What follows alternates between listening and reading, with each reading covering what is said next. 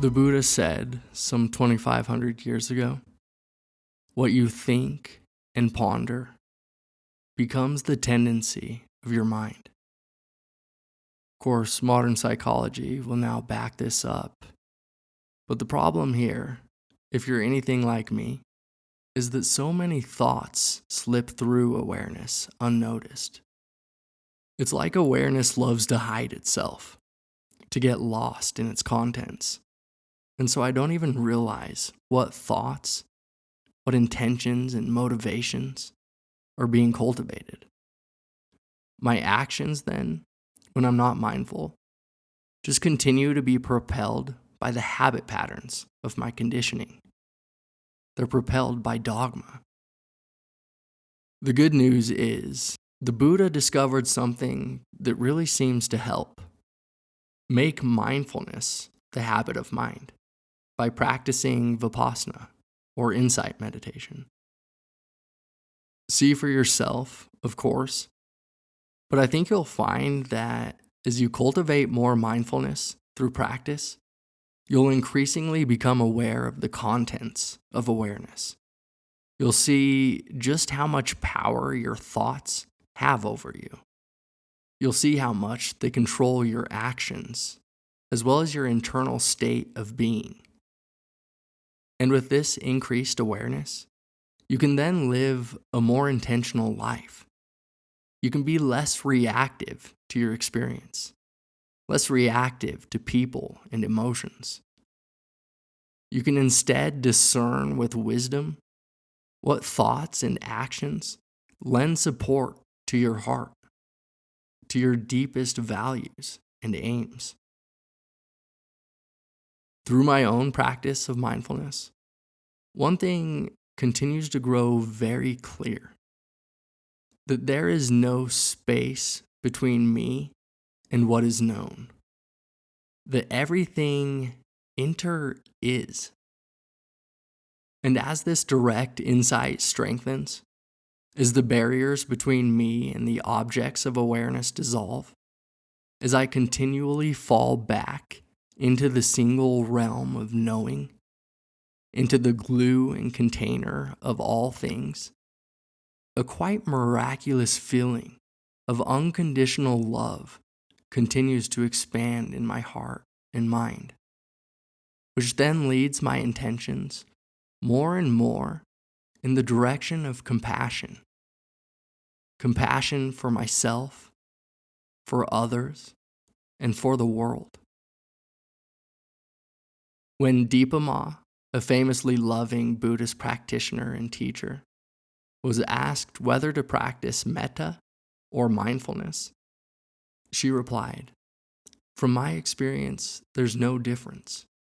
Love and awareness are one.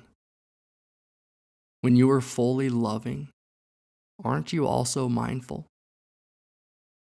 And when you are fully mindful, is this also not the essence of love? Because all that you have and all that you can lend others is your mind. If you cultivate mindfulness through formal practice, I have little doubt you'll find the practice of mindfulness itself to be an act of love and compassion. Not only to yourself, but to everyone around you. And so your intention for practicing then will be undertaken more and more out of the benefit for the world, for experience. Now, this feeling of loving kindness that I'm pointing to is quite different from Hollywood's version of love. That is, love with attachment, romantic love, a grasping, limited love. Loving kindness is not extended to us because of who we are, a child, friend, a lover, and it's not extended to us for what we've done or how we look. It's extended to us without conditions. It's extended to us merely because we are. We exist. We are bound up with the whole. inextricably linked to the cosmos, to God, to awareness, or whatever else you want to call that which encompasses all things. Loving kindness, then, is simply the generosity and openness of heart that wishes well to all beings. And it's exactly this, the selfless, expectationless, and conditionless nature, that I think you'll discover makes the quality or feeling of loving kindness so remarkable. One of the first things I think you'll find is that because it doesn't rely on things being a certain way, it's always available. You can tune into love, into well-wishing, whenever you want. Another thing I think you'll find is that the feeling of loving kindness has a tremendous purity and fullness to it. Whether it's directed to another person or even to one's own experience, when the feeling of loving kindness is present, there's no room for harmful thoughts. There's no room for doubt or insecurity or hate or fear. A moment of metta is one of true purity.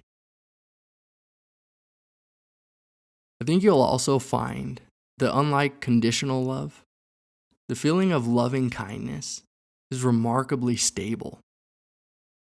In a world that knows only change, romantic love, or love with attachment, too often turns into disappointment, resentment, and jealousy when things don't last or go as expected.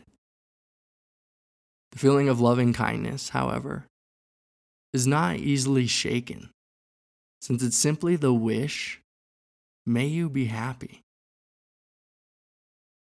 And finally, I think you'll find loving kindness to be among the most expansive states of mind.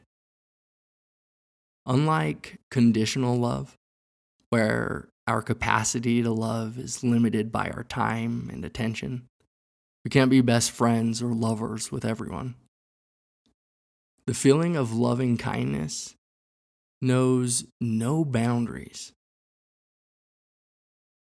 The feeling of loving kindness, of goodwill, is wide open. It can blanket the entire world. It can encompass and embrace all beings in all space and at all times. It's entirely without boundaries. Incredible, no? When you really take the time to explore the space of possible mind states, to connect with one that is so free, so stable, and without limit, shows, I think, just how special and inspiring loving kindness is. There's this quote from the Sufi poet Hafiz that really captures this feeling of loving kindness. It says, "Even after all this time, the sun never says to the earth, 'You owe me.' Look what happens with a love like that. It lights the whole sky." So, how can we cultivate loving kindness? Well, you can be as creative as you want. Once you know and familiarize yourself with the feeling, there's plenty of ways to cultivate it. You can write letters to friends, family, and strangers to wish them well, to remind them of all the love they carry. You can go serve at a local shelter or school. When you speak with people, you can give all of yourself to them. You can look them in the eyes, wrap them in care and attention, really connect with them, really try to understand them. You can hold a door for someone. You can pick up some trash on the street or smile at the clerk in the checkout line. You can count your blessings before you fall to sleep or acknowledge a good deed. But Because our states of mind have been deeply conditioned by so many outside influences, because so many of us have been conditioned to carry feelings of ill will or insecurity towards ourselves, because so many of us have been taught to fear and hate other people, because so many of us have learned to close our hearts and our minds, it's extremely important that you actively build a formal practice of loving kindness. It's important you work hard to unwind all the unhealthy habits you've developed over the years. That you commit yourself to rewiring all those neural pathways with some love fiber. As the Buddha said, with dripping drops of water, the jug is filled. Again, build a practice that works best for you. But here are a couple ways that have helped me to grow this feeling of loving kindness into something quite extraordinary, into something I didn't even know was possible, and which continues to surprise me. First, every morning, I start my mindfulness meditation by asking myself sincerely and honestly, why am I doing this? Why am I choosing to sit here investigating the nature of my own mind? And right then, when I pose this question, I realize that I keep showing up every morning because I've seen and felt that this practice actually changes my capacity for experience. It continues to expand, enrich, and enhance it. It makes me better situated in each moment and in each encounter to engage more wisely with whatever is arising, with whatever is in front of me. This is good for me, of course, but it's also good for everyone around me. It's good for my relationships. It's good for my writing. It's good for my being in the world.